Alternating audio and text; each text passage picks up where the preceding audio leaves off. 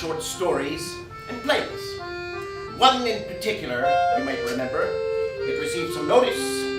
It has to do with a woman that felt she needed... Well, never mind that. What I am about to relate to you is not just a story, it's absolutely true. And it happened while I was in Glasgow.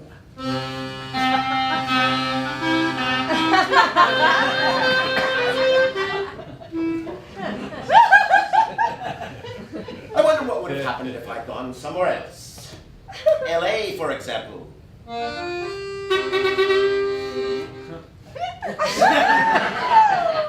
Maybe nothing.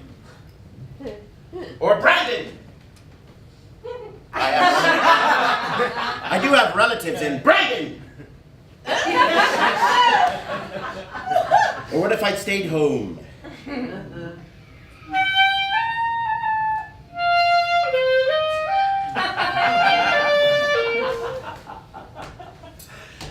Things like this almost never happen at home. Anyone here ever lived in or visited Glasgow? Yes? No? Doesn't matter. Knowing Glasgow will not necessarily be helpful, although it may make my story marginally more interesting. The details. Don't you find it depressing? How regional people are. Someone far away almost means nothing to us. But to get on with the story. As I mentioned, I was visiting Glasgow. This was during Mayfest. It was 1987.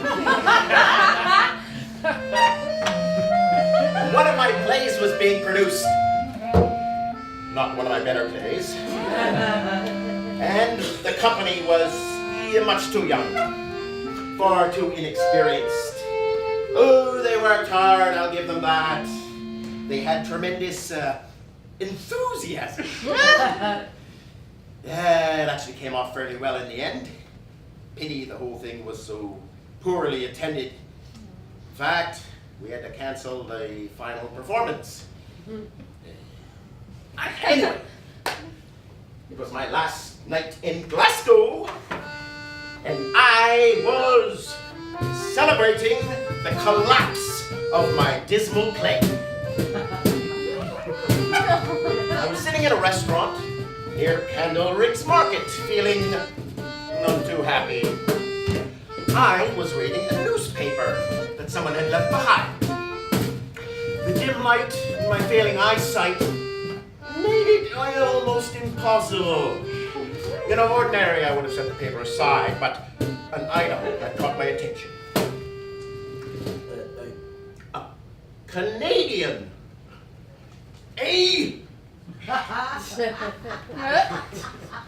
Run Toronto area playwright. Well, I'm from Toronto. Run down by a lorry. A truck. And killed. Last night. When my rather weak play with its enthusiastic but inexperienced cast was supposed to be performing its triumphal, closing, climaxing night. What was his name? Where did he go? Just then, two men entered the restaurant. One eminently large.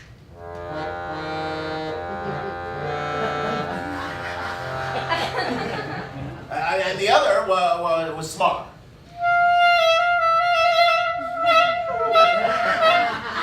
Perhaps half his size.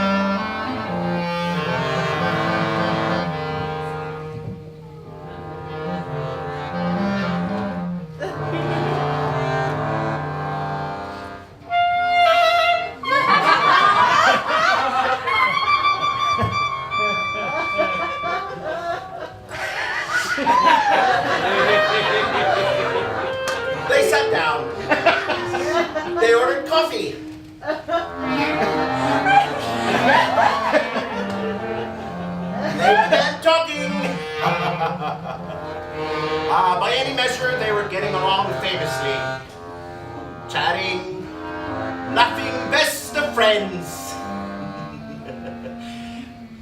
I found this to be most peculiar. I was surprised that they could agree on anything at all. I mean, the restaurant, for example. I mean, even the chairs in the restaurant. Well, for the large man, they're much too small. And for the small man, much too large. And the cups, that were for him. I mean, it would be barely a beginning. And for him, well, you see, far be it from me to belabor a point. But someone large, someone ridiculously large, say 4 times the size of King Kong. Or for that person, the world must appear to be a very different place. Different from how you and I see it, and very different from how an exceedingly small person would see it. Say, someone the size of a mustard seed would see. Which view is the correct view? Are all views correct? And if so, are they correct at the same time? And can all possible views be valid and coexist simultaneously? And yet we so stubbornly cling to our often pathetic singular point of view! I must not rant. Simply must not. Time to get on with the tale, yeah.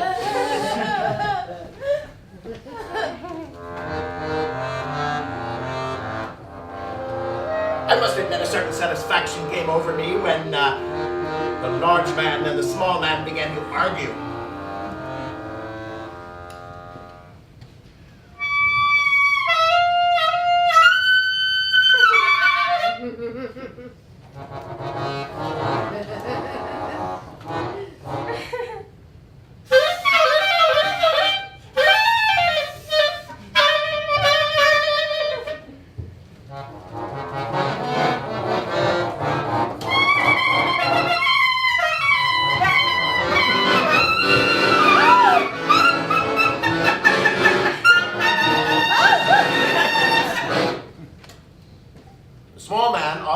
Excitable temperament. The shrillness in his voice was most irritating. I may be understood, if not forgiven, for siding against him. And suddenly, without warning, the large man silenced the small man.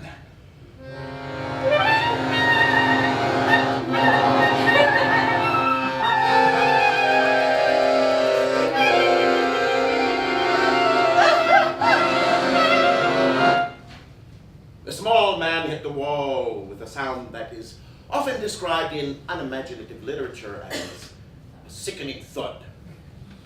How often life comes to resemble unimaginative literature.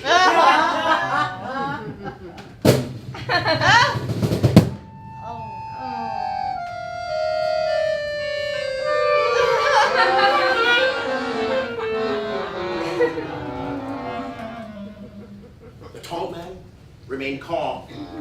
He sat with his enormous arms stretched out over the table, contemplating his cup of coffee. The police were summoned, and an ambulance arrived. This is Glasgow!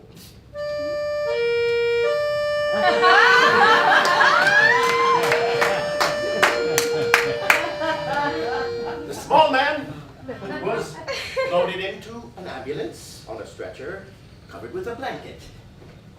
And the small man, or the large man rather, was led away by police without protest, squeezing into the back seat of the police car.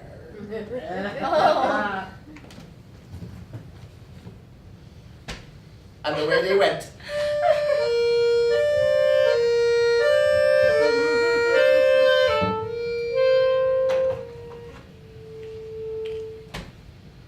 They didn't so much as look in my direction.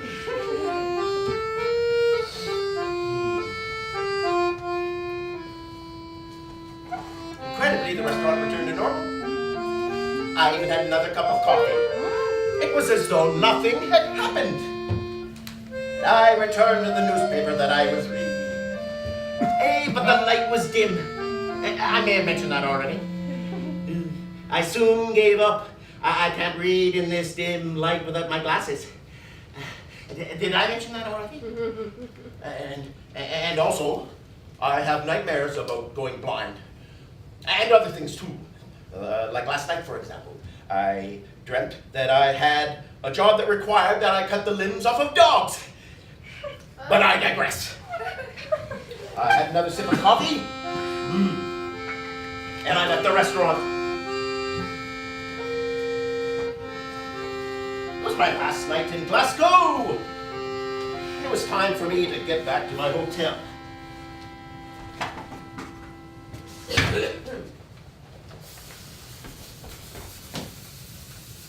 But somehow, I got hopelessly lost. This seems to be happening more and more to me. I'm getting lost, even in familiar places. I think I know where I am, but then I end up getting confused and needing to ask directions, and the directions that I get are often incomprehensible. Maybe I could have read a map, but my precluding eyesight will not let me allow to read maps. Well, on other occasions, I have resorted to calling a friend, asking if he wouldn't mind coming to collect me. I have friends. Very many good friends. But being in Glasgow, there was no one to call. And as for approaching a total stranger, there was no one there. The streets were strangely empty. I walked on and on, attempting to read the signs, hoping to find my way home. I thought if I would just turn this corner. Did I recognize this corner? I thought I did. Perhaps if I just took a few more steps and then a couple blocks, I would be back at the hotel. But then, much too late to do anything about it. I heard the blaring horn of the truck, the lorry. I heard the dreadful screaming of the dreadful brakes. Ah!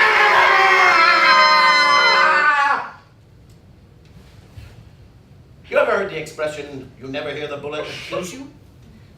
The same cannot be said when you are run down by a lorry.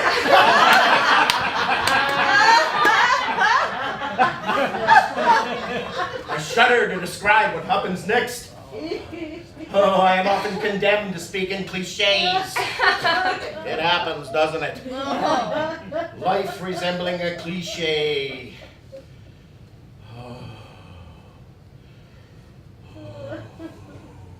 And just then, did I say that already? And now for the moment of my death. I felt one dreadful moment of panic. And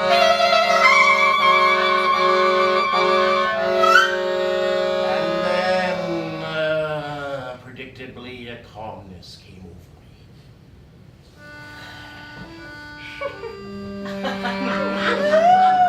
I won't begin to describe the marvelous light that appeared before me, or my sense of well-being, or the grand voice, my voice, saying, "So, you don't go blind in the end after all.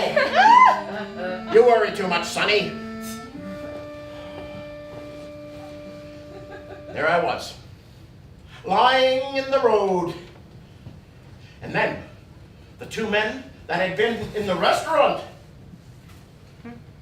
The large man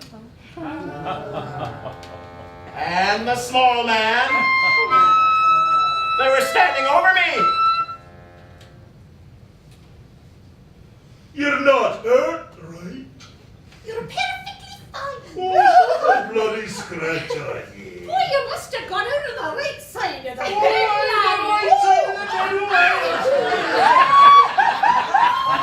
They were speaking gibberish. I couldn't understand a word. And then they gestured that I should get into the lorry. In the lorry we are. Now mind your head. It's gonna smell in the morning. And I did.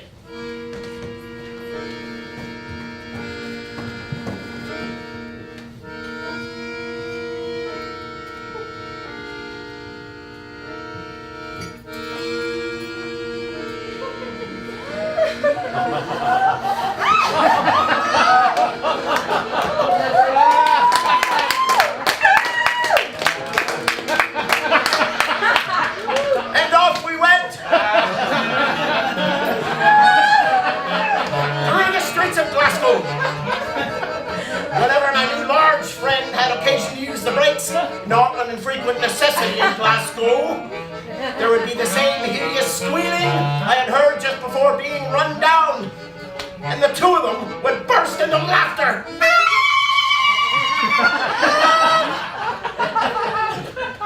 I found this most distasteful. Well, what could I do? I'm lost. I would greatly appreciate a ride back to my hotel. Look!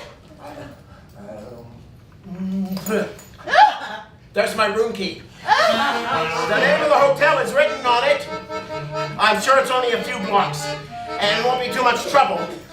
Now, I am a Canadian and far away from home, and, well, after all, you did run me down.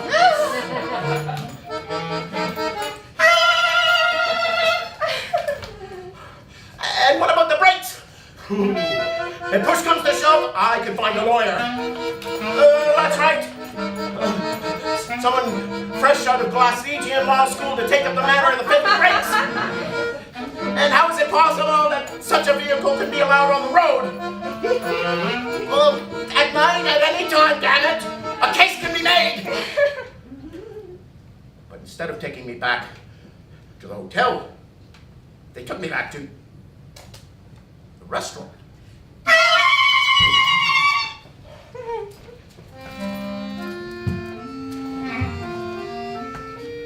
Maybe they thought that's where I belonged. The restaurant. Who knows? The two men, the large man and the small man, they sat at exactly the same table that they had earlier in the evening. I too had sat at the same table I had earlier in the evening. My cup of coffee, and the newspaper was exactly where I left it, and my glasses were... My glasses? Surprise! Surprise! No wonder I couldn't have got back to my hotel. Who can manage without their glasses? Certainly not me. There are those people that need to see with their glasses, and I am one of those. I looked over at the two men, the large man and the small man. I waited for the small man to jump on his chair, wave his arms around in the air, and berate the large man. And I waited for the irritating shrillness in his voice. And I waited excitedly for the large man to silence him. It never happened.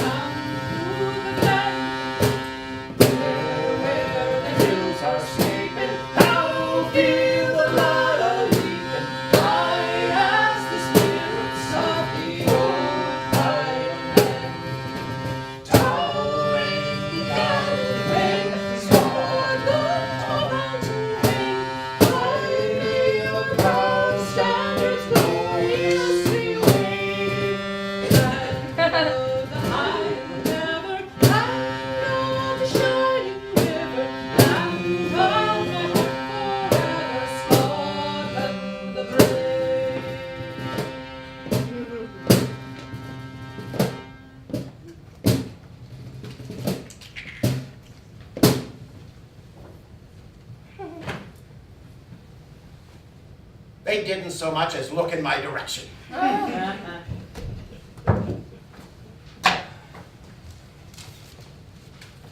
returned to the newspaper that I had earlier in the evening, and I was looking for the story of the Toronto area playwright that was run down by the lorry. It simply wasn't there. After a time, I too left the restaurant. I was able to find my way back to the hotel without difficulty.